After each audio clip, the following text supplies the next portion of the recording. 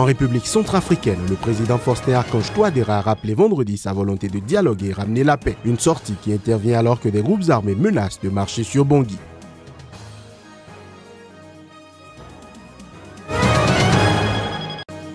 Au Sénégal, l'adoption du projet de loi sur le parrainage continue de faire couler encre et salive. L'opposant Idrissa Seck a animé un point de presse. Ses propos à suivre dans ce journal.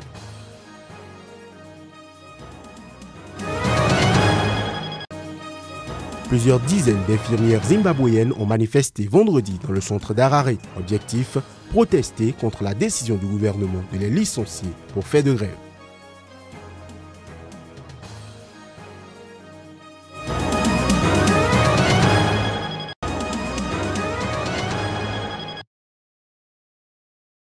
Pour justifier ce meeting, ils invoquent le règlement intérieur de l'Assemblée nationale qui recommande aux élus de rendre compte à leur électorat à la fin d'une session parlementaire.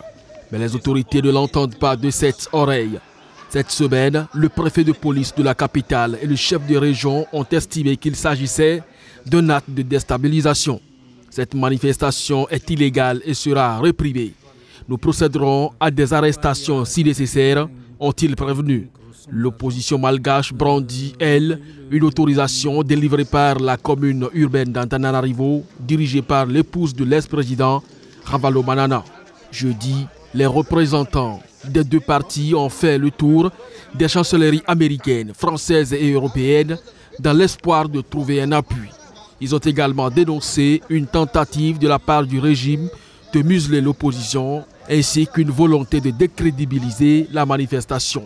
Vendredi déjà, des rumeurs circulaient sur le recrutement de fauteurs de troubles. La Haute Cour constitutionnelle vient de son côté de commencer le contrôle de constitutionnalité de ces lois votées sur fond de suspicion de corruption.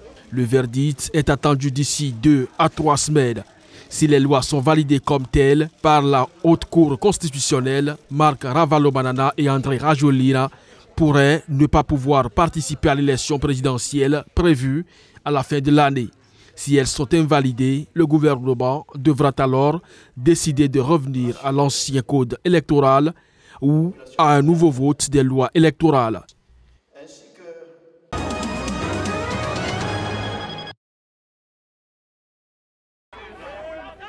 Depuis plusieurs jours, la ville de Maiking, chef-lieu du nord-ouest, est le théâtre de pillages et d'incendies. Au moins 23 personnes ont été interpellées selon la police. Une personne a été tuée jeudi selon la chaîne d'information INCA, mais la police n'a pas confirmé cette information. Vendredi, quelques heures avant l'arrivée sur place de Cyril Ramaphosa, la police a fait une nouvelle fois usage de balles en caoutchouc pour disperser en vain quelques dizaines de manifestants. Pour tenter de dénouer la crise, Cyril Ramaphosa s'est rendu sur place où il a notamment appelé au calme après plusieurs heures d'entretien avec la direction locale du parti au pouvoir, le Congrès national africain. Nous lançons un appel au retour au calme pendant que nous nous employons à résoudre cette question, a-t-il déclaré à la télévision lors d'une allocution au cours de laquelle il a souligné qu'il avait compris que les manifestants exigeaient la démission du Premier ministre régional, membre de l'ANC, ainsi que des mesures contre la corruption et pour une bonne gouvernance. La veille, le chef de l'État avait décidé de rentrer en urgence d'un sommet du Commonwealth à Londres afin de suivre la situation dans le nord-ouest selon la présidence sud-africaine. Le fait qu'il a écourté son voyage montre la gravité du problème, a estimé vendredi le porte-parole de l'ANC. Il s'agit de l'un des premiers défis de taille auxquels est confronté le nouveau président Ramaphosa au pouvoir depuis février. Les manifestations ont éclaté cette semaine après la mort de 2 personnes qui s'étaient vues refuser des soins dans une clinique à cause d'une grève. Les habitants en colère protestent contre le manque de services publics et exigent la démission du Premier ministre de la province, Supra Mau Mapelo, qu'ils accusent de corruption.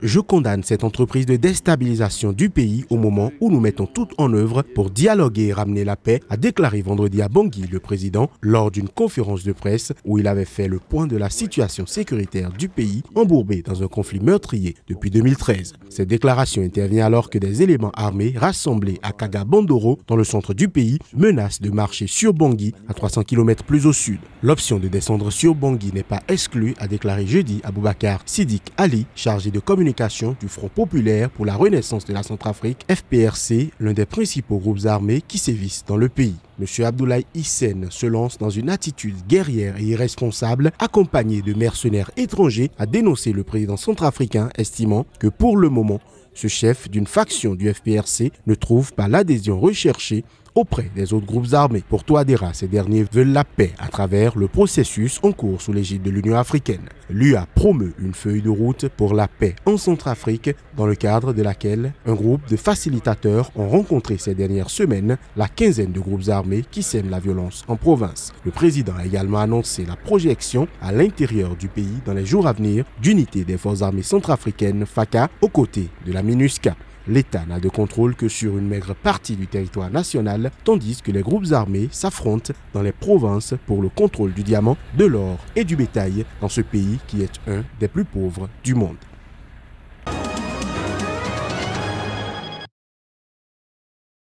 Dans un communiqué rendu public vendredi, l'opposition équato-guinéenne soutient que les violations des droits de l'homme sont monnaie courante en Guinée équatoriale et qu'elles sont perpétrées par ceux qui détiennent le pouvoir dans le pays. Cette déclaration est faite alors que le pays abrite un colloque sur les droits de l'homme organisé par le gouvernement. Un colloque que l'opposition équato-guinéenne dénonce, rejoignant ainsi certaines ONG qui critiquent le pays pour ses manquements en matière de respect des droits humains. L'opposition équato-guinéenne soutient par ailleurs que 31 militants ont été condamnés à plus de 40 ans de prison, tandis que d'autres ont été torturés dans les commissariats. Ces informations sont démenties par les autorités du pays, qui déplore une dérive médiatique faussement construite sur la situation des droits de l'homme et de la liberté d'expression en Guinée équatoriale. Pour ces autorités, le pays ne détient aucun prisonnier politique et reste ouvert à quiconque désire constater de visu le respect des standards internationaux en matière des droits de l'homme.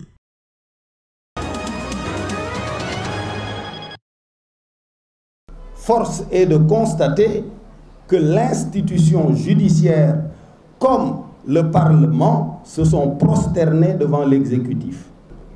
Est-ce que je vais faire des recours devant ces tribunaux ou devant l'Assemblée nationale, etc. Non, je ne le ferai pas. Alors, qu'est-ce qui me reste comme voie de recours? Les juridictions extérieures. C'est pour ça que j'ai pris une initiative en direction des autres leaders de l'opposition et de la société civile pour leur dire, soyons en bloc, allons déposer un recours auprès de la CEDEAO. Pas sous l'angle de la violation de la Constitution et tout ça, c'est compliqué. Mais sous l'angle de la rupture d'égalité des citoyens devant un certain nombre de droits.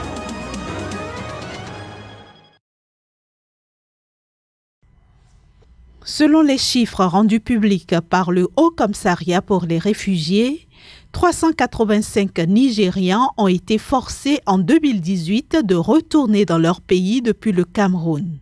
La majorité d'entre eux ont été contraints de rejoindre le Nigeria durant le mois d'avril.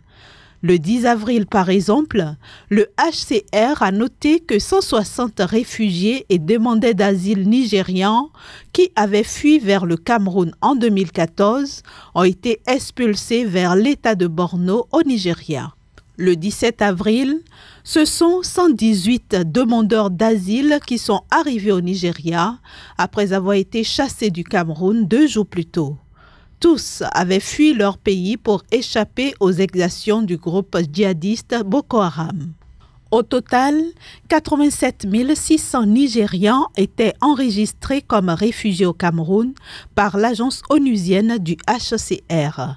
Cette dernière appelle encore une fois les autorités camerounaises à s'abstenir de renvoyer d'autres Nigérians et à assurer la protection à ceux qui fuient l'insécurité et la persécution au Nigeria.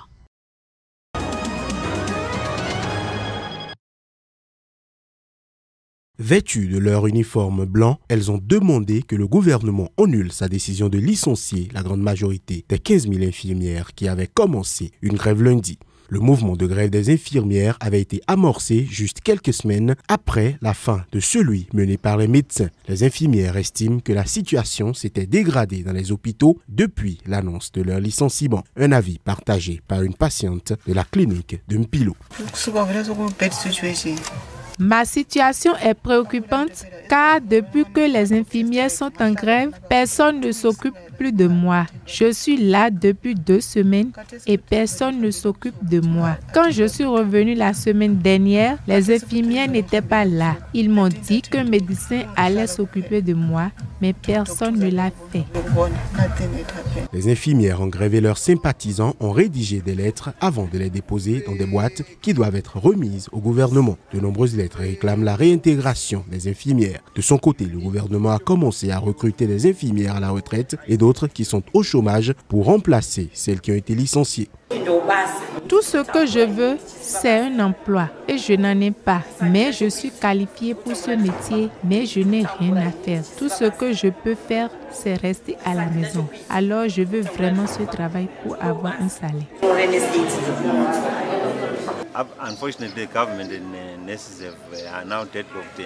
Malheureusement, les infirmières et le gouvernement sont dans une impasse. Et les infirmières sont tristes d'avoir été licenciées par le gouvernement. Ici, la situation à l'hôpital est stable. Nous n'avons pas à déplorer un nombre élevé de décès et tout est sous contrôle. Et nous avons commencé à recruter des infirmières au chômage en suivant les instructions du gouvernement. Nous recrutons aussi des infirmières à la retraite qui ont moins de 70 ans. Cette nouvelle grève constitue un test de la volonté de réforme du nouveau président du pays, Emmerson Mnangagwa.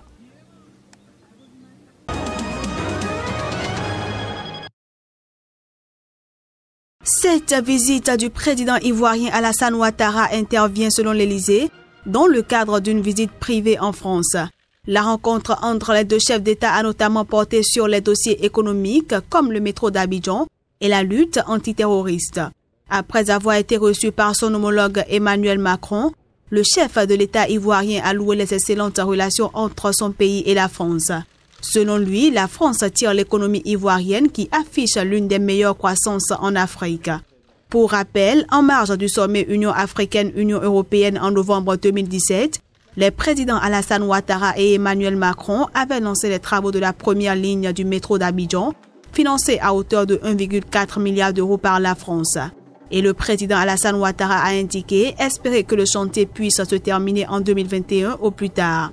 Interrogé sur la politique ivoirienne et l'annonce faite ce jeudi par Henri Konan Bédié, le président du Parti démocratique de Côte d'Ivoire PDCI, l'un des plus grands partis de la coalition au pouvoir, de présenter un candidat à l'élection présidentielle de 2020, Alassane Ouattara a déclaré que tout le monde pourra être candidat.